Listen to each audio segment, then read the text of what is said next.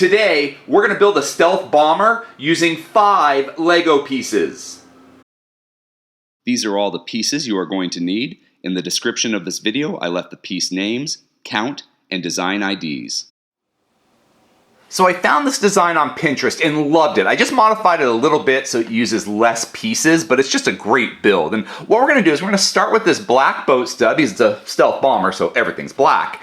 And I'm going to turn that boat stud over so we've got the studs exposed. And I'm going to grab a 1x4 tile piece. And what I want to do is on the front half of that 1x4 tile piece, I'm going to put it on the 2 side studs of my boat stud here. So I put it on there, and you can see it's just on the front 2 of that 1x4 tile.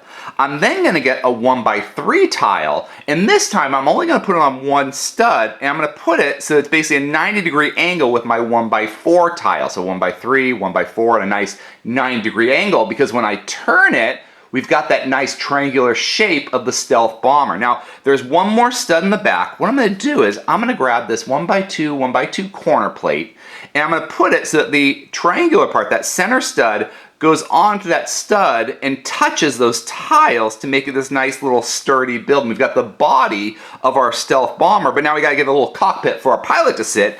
And to do that, we're going to use this 1x1 plate with tooth and just put that 1x1 plate on that center stud and have it go over the 1x4 and 1x3 tiles. So it also kind of secures those tiles in place, as well as creates an excellent design for the cockpit of our B-2 stealth bomber.